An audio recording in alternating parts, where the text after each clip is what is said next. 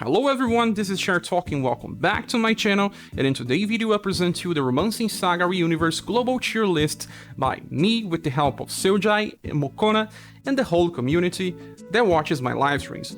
Well, this has been a huge effort, and we tried for weeks and weeks to make the perfect tier list, but essentially this is not perfect. It's the first thing that needs to be discussed. We want to present information and also evaluate styles and characters, but it's kind of hard in this game because of many difficulties. One of them is the styles are limited most of the time, and making a tier list without pointing out if the style is acquirable right now or not will be terrible, because new players will just try to get the styles on the top and they are not available anymore. They should wait for a rerun. Also, a style should not be just evaluated by its own power. We also have to think about the squad compositions that he can be used for and the different strategies that he can be used for. So it's not an easy task, but we kind of try to evaluate characters by the general value of it, the characters that are mostly used in the game or most unique. So we have different tiers here, different by tiers called triple S, double S, 1S, A, B, C, and D. We started this work in Tier Maker, but Tier Maker had a problem. Every time that I made a change to the tier list, I had to create another link, and that would be totally terrible to share the link. So people would be using the old version, some people would be using a new one, and that could create confusion. So we started from scratch after having one finalized, and it took even more time. So we needed to make the final images look like they appear in the game. We also wanted to create something new that I can explain by the top. As you can see, like I said, many styles are limited in this game. So in order for you to recognize a style, you can just see this corner stamp. It says L, it means that's limited. If it says U, it means it's Ultra Deluxe. Both are limited but comes from different banners. P means Platinum, it's acquirable every time. Tower comes from a special tower event that you can do once in a month, and you have tickets for that, but it's still kind of difficult to get sometimes. Welfare, it's a character that you get for free, but this red icon means that it's still limited, given out on different events, occasions. The gray one means that it's a welfare that's also on the platinum. There is the green, that means that it's farmable, and there's this I inherit icon. That just means that this style relies on having something inherited to perform better or as expected. Well, we don't have that many eyes, that's a good thing. We try to evaluate character for its own word without thinking about inheritance, unless the inheritance is from a platinum style that's usually available and easy to acquire.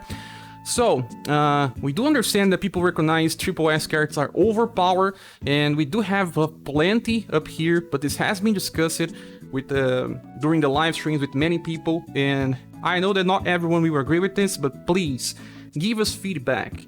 We are making changes to this just to be as more precise as we can be, but this will never be perfect, because everyone have different opinions, have different experiences with the game. Some people are more towards offensive strategies, some people are more towards defensive strategies, but I cannot say that one is better than another. It's just that one can be more effective or not, but both can still reach the same goal. And we do understand that in this game we don't have many buffers, and I can show you here that Matriarch is still considered the best character in the game, since she can keep stacking status to generate many strategies for boss fights. She's also good for farming, and when you click on the style or pass the mouse or just a touch, and you will see the name of it. That's also another thing that it was hard to understand, because we never remember the name of the styles. But new players, those that will probably use this more often than hardcore or veterans, they will have problem finding which type of character we are mentioning. Sometimes we call this character here like Neck Emilia, Commando Emilia, first Matriarch, second Matriarch, and they will at least get to know it by the name. That's certainly something useful. It took a lot of effort. Seujai was the one making this from scratch, since I decided that we should move to spreadsheets format. Oh, and another thing, we are also working on a different tier list that will also be inside this link, that will separate tiers by whole. So we have the best / damage dealers classified, then we will have the best damage dealers for peers, the best healers, the best tanks, and everything separated according to power. Here we have a tier list based on left to right, made the best way possible, because like I said, we cannot compare some type of characters like a defensive and an offensive and evaluate them, but we tried our best here. Another thing is that just by having a tier list, people will ask, why is this character better than this one? Why is this character strong? Why is it placed like this? So we have a style details option here where we can see the resumed information about this particular style in the order that they are placed on the tier list. So you know why Matriarch's on the top, because she has this kit, this other character has this. We have a lot of information about how this character works, so you will understand why it's placed there.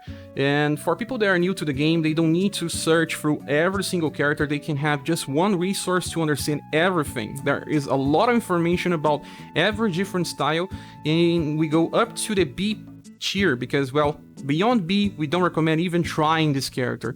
That would totally help new players and also people that want to understand more about the game. And this was extremely important. With all this type of information, people would just keep asking why this character is there or not. There are some people that will say that some of them don't deserve. There are people that say that more characters deserve. We want to gather feedback. Every new weekend we will do a live stream deciding if we change characters, and if people request, we'll have these new styles and pending rating.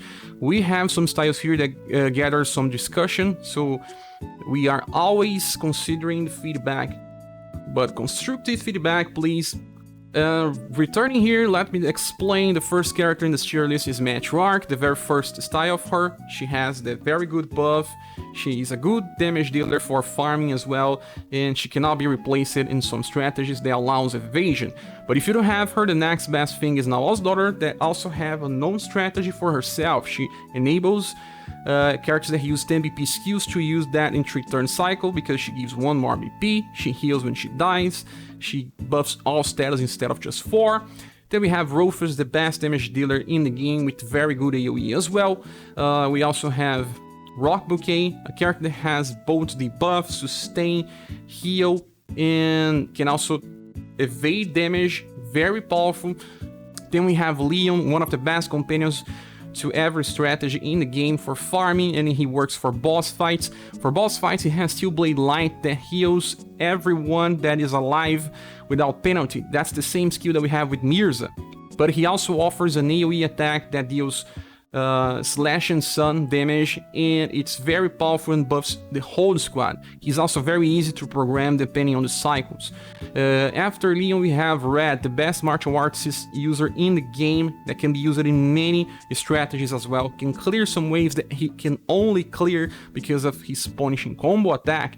Then we have Coppelia that has the same attack with different utility that can also debuff and also do turn 1 damage by inheritance, but she's being evaluated without that, at least for now. Then we have Joe, the best turn 1 fast attacker in the game with a very good composition of double elements that is heat and cold. She also buffs the damage to the squad by 5%, sometimes allowing some enemies to die in some specific turns.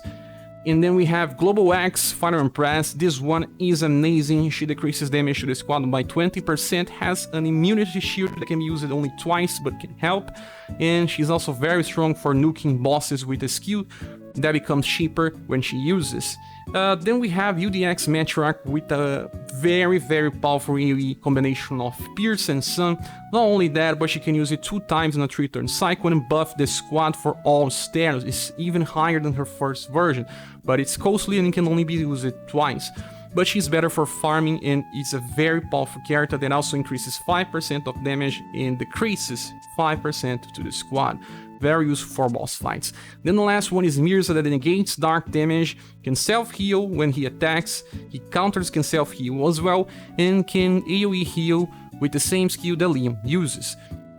Then you see the double S tier row where you have plenty of good styles in the game as well. They may not be as overpowered as the ones on the top.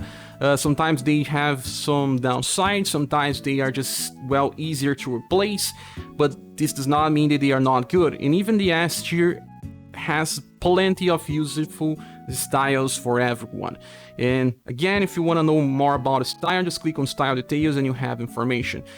There is also this update history, so you all understand when something changed or not. The last is the credits page. Here we know which people created this. That includes me, Mokona, Seujai, the Romancing Saga community that always appears on my live streams and give feedback. But I will also be giving a link here for the Reddit community, the SaGa Wiki Discord, my own Discord. So you guys will have plenty of help if you need. Another person that we need to thank is Rain Rafa. This guy is amazing. He made the rsdb.com website. Without it, it would be so much harder to make everything here. We have a lot of information there. The link will also be here in the description. And with that, I must say, thank you for watching. And if you have some feedback, please say here. I know some people may have some different opinions. We will have to find a middle ground because, like I said in the start, sometimes people have different opinions. Doesn't mean that someone is right or someone is wrong. Let's just try to help ourselves in the community so that the game can grow and we can keep playing it. So that's it. Thank you so much for watching. Please subscribe if you haven't. And if you want to support me and the channel, you can use the links here or in the description of the video. You can also help Seujai because he's very helpful with the link here. And I hope to see you soon in the next episode. Bye.